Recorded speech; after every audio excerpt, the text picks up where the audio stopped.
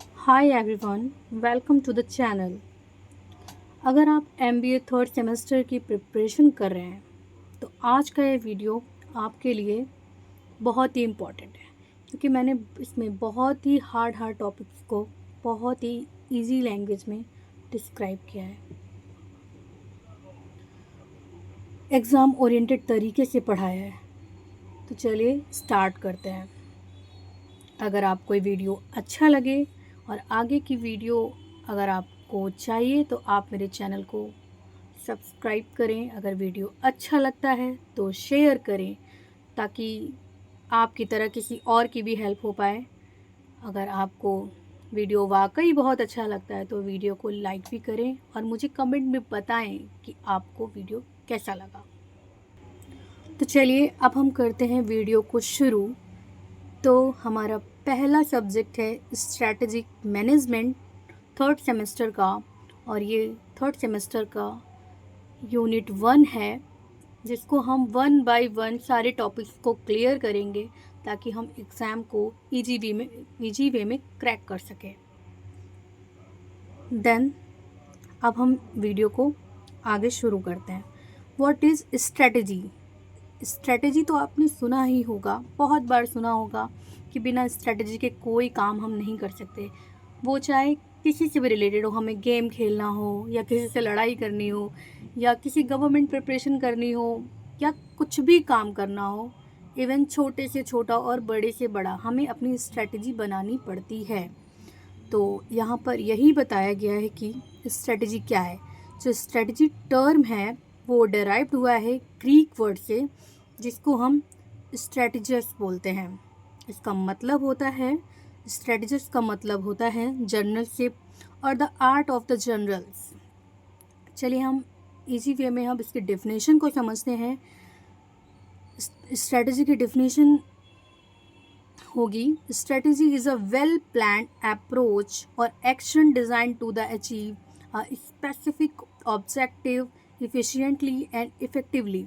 मतलब हमें किसी गोल को अप्रोच करना है तो हमें अपनी प्लानिंग बनानी पड़ेगी ताकि हम उसको एक मैनर में अचीव कर सकें, बहुत आसान और इजी तरीके से, ताकि हमें उसमें कोई भी दिक्कत ना आए। जब हम स्ट्रेटजी बना लेते हैं तो हमारा हार्ड से हार्ड काम भी बहुत इजी वे में। चलिए स्ट्रेटजी को हम एक इजी एग्जांपल से समझते हैं। हमारा एग्जांपल होगा, जैसे किसी कंपनी में सेल्स को इंक्रीज़ करना है एक साल में, मतलब वो कितना इंक्रीज़ होगी, कैसे इंक्रीज़ होगी, उस पर पूरी स्ट्रेटजी बनाना। इंक्रीज सेल बाय 20% इन 1 ईयर, मतलब एक साल में अगर हम 20% सेल को बढ़ा दें, उसके लिए हमें क्या स्ट्रेटजी चाहिए होगी? उसके लिए स्ट्रेटजी चाहिए होगी कि हम ज़्यादा से ज़्यादा एडवर्टीज़मेंट दें, अपने ऑफ़र पर डिस्काउंट लगा दें कि हम इतना डिस्काउंट रखेंगे, आप एडवर्टीज़मेंट दे के कस्टमर आएगा कि इतनी सेल चल रही है, इतना डिस्काउंट है, और हम कस्टमर की सर्विस को इम्प्रूव कर दें। अगर हम इस स्ट्रेटजी के साथ काम करेंगे तो हमारी कंपनी ग्रो करेगी, डेफिनेटली ग्रो करेगी।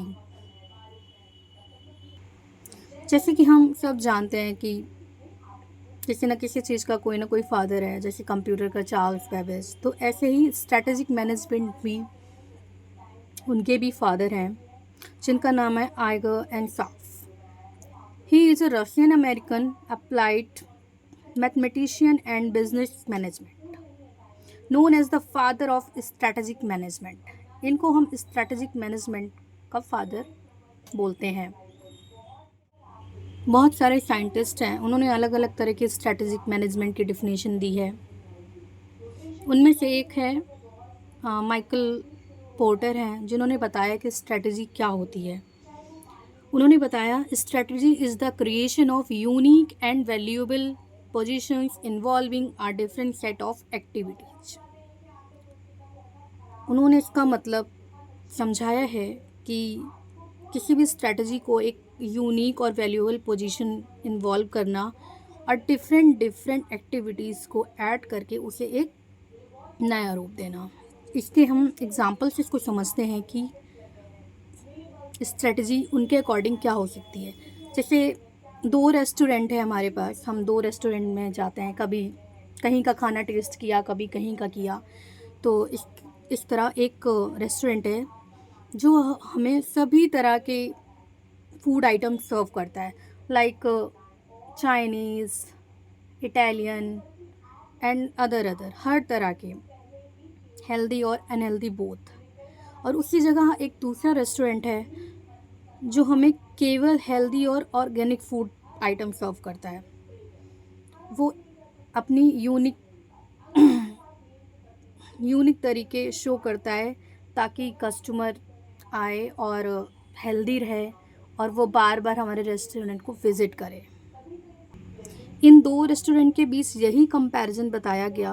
और दूसरा वाला रेस्टोरेंट माइकल पोर्टर का एग्जाम्पल हुआ कि वो सिर्फ एक तरह का फूड सर्व कर रहा है जो कि हेल्दी है, ऑर्गेनिक है, जिससे हमारे कस्टमर को कोई भी दिक्कत नहीं आ रही है। ना वो जंक फूड खा रहे हैं, ना वो कुछ अलग तरह का अनहेल्दी फूड इनटेक कर रहे हैं जिससे उनको कोई भी बीमारी नहीं लगती।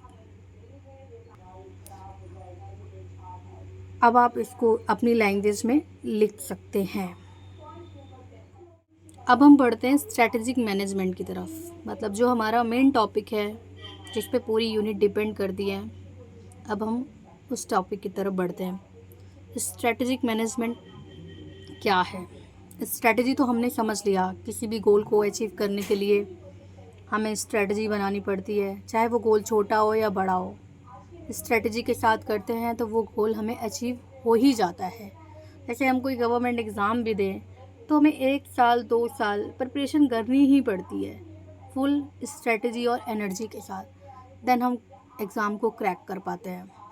इसी तरह स्ट्रैटेजी मैनेजमेंट क्या होता है? Strategy management is the process of the planning, executing and reviewing strategies to the help an organization achieve its goals, terms, long and short terms, gain a competitive advantage। इसका मतलब हुआ कि strategic management एक वो process है जिसमें हम plan करेंगे, फिर उसको एग्जीक्यूट करेंगे, फिर उसको हम देखेंगे कि ऑर्गेनाइजेशन में कि कोई भी लॉन्ग टर्म गोल है या शॉर्ट टर्म गोल है, उस पर एक कॉम्पिटिटिव लेवल से क्या एडवांटेज हो रहा है और क्या डिसएडवांटेज हो रहा है। तो स्ट्रेटजी हमें बहुत हेल्प करती है। इसी तरह अब हम इसके नेचर और कैरेक्टरिस्टिक पढ़ेंगे।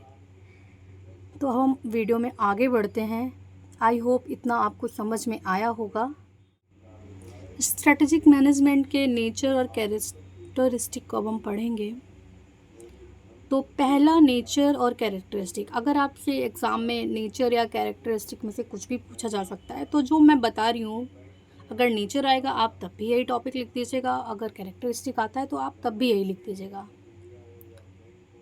तो पहला नेचर और कैरेक्टरिस्टिक है हमारा on going process. On going process, it is a on going process. मैंने आपको हिंदी इंग्लिश दोनों में समझाने का ट्राई किया है। आप जिस लैंग्वेज में कंफर्टेबल हो समझ के आप अपने एग्ज़ाम में अच्छे से अच्छा लिख कर आएँ ताकि आप एग्ज़ाम को ईज़िली क्रैक कर सकें। तो यह एक ऑन गोइंग प्रोसेस है। इसका मतलब यह हुआ कि ये चलती रहने वाली प्रोसेस है, ना कि वन टाइम प्रोसेस है। मतलब स्ट्रेटजी आपने बना ली और आपने उस पर काम नहीं किया, एक टाइम कर लिया, ऐसा नहीं है। उस पर आपको काम करना होगा। यह चलती रहती है, ये वन टाइम प्रोसेस नहीं है, इसलिए इसको ऑन गोइंग प्रोसेस बोला गया है। दूसरा है हमारा डायनामिक प्रोसेस। इसमें हमें ये बताया गया है कि एक ही स्ट्रेटजी के साथ हम काम हमेशा तो नहीं कर सकते हैं और ना किया जाता है। इसके लिए आपको स्ट्रेटजी चेंज करनी पड़ेगी। अलग अलग गोल के लिए अलग अलग स्ट्रेटजी यूज करनी पड़ती है। आप सेम स्ट्रेटजी से हमेशा काम नहीं कर सकते हैं, इसलिए इसको डायनामिक प्रोसेस बताया गया है। थर्ड हमारा नेचर कैरेक्टरिस्टिक होगा, it is a multi disciplinary. यह एक डिसिप्लिनरी से रिलेटेड नहीं है, यह एक मल्टी डिसिप्लिनरी है, इन्वॉल्व करती है जैसे marketing, finance, human resource and operations to formulate and implement strategy. इसका मतलब यह हुआ कि हम एक स्ट्रेटजी हर जगह यूज़ नहीं कर सकते, ये मल्टी डिस्मिनस है। इसको हम मार्केटिंग में अलग तरीके से, फिनांस में अलग तरीके से, एचआर ऑपरेशंस में हर जगह इम्प्लीमेंट करते हैं अलग अलग तरीके से, अलग अलग स्ट्रेटजी। इट इज़ हियरार्किकल या हियरार्किकल है, इसका मतलब यह है स्ट्रेटजी हमें हर लेवल पर चाहिए होती है, वो चाहे टॉप लेवल हो, मिडिल लेवल हो और या लो लेवल हो, हमें हर लेवल पर स्ट्रेटजी चाहिए होती है। वो चाहे लॉन्ग टर्म गोल के लिए हो, या लॉन्ग टर्म का टॉप लेवल हो, या मिडिल लेवल हो, या लो लेवल हो, मतलब छोटे से छोटी चीज़ के लिए हमें पड़ती ही पड़ती है। पांचवा हमारा होगा future oriented. It focus on achieving long term goal and preparing for future opportunity and challenge. ये फ्यूचर से ओरिएंटेड होती है ताकि हम लॉन्ग टर्म जो गोल होते हैं उन्हें तैयार कर सकें और उन्हें अचीव कर सकें। जो भी उनमें चैलेंजेस और अपॉर्चुनिटी आने वाली होती हैं उन्हें एक्सेप्ट करके हम उन्हें अचीव कर लें, इसलिए इसको फ्यूचर ओरिएंटेड बताया गया है। छठवां हमारा होगा डिसीज़न मेकिंग प्रोसेस। स्ट्रेटजी एक डिसीज़न मेकिंग प्रोसेस है, मतलब आपको कहीं भी कुछ भी करना है तो आपको स्ट्रेटजी लेना होगा, बनानी होगी और इस पर डिसीजंस लेने होंगे। इसका मतलब ये हो गया it involve making important decision about the organisation directions and resources. इसका मतलब ये हुआ कि किसी भी ऑर्गेनाइजेशन में स्ट्रेटजी बनाना और उस पर डिसीज़न लेना कि हमारी ऑर्गेनाइजेशन के लिए क्या सही है, क्या गलत है, फ्यूचर में इसका क्या इफ़ेक्ट पड़ेगा, इसलिए इसको डिसीज़न मेकिंग प्रोसेस भी बताया गया है। ये सारे टर्म्स एक दूसरे से रिलेट कर रहे हैं तो इसमें कन्फ्यूज़न बहुत बढ़ जाती है, तो इसको आप थोड़ा समझ के अपने एग्ज़ाम में लिखें ताकि कोई भी दिक्कत ना आए। आगे का वीडियो मैं सेकंड पार्ट में अपलोड करूँगी। आप ये पढ़िए और मुझे फिर बताइएगा कमेंट में कि आपको कैसा लगा, और मुझे अगर कोई डाउट है या नहीं समझ में आया तो मुझे इसमें क्या चेंज करना चाहिए तो मुझे आप बताइएगा, मैं कोशिश करूँगी उस चीज़ को चेंज करने का। Thank you for watching. If you like then subscribe, like, share.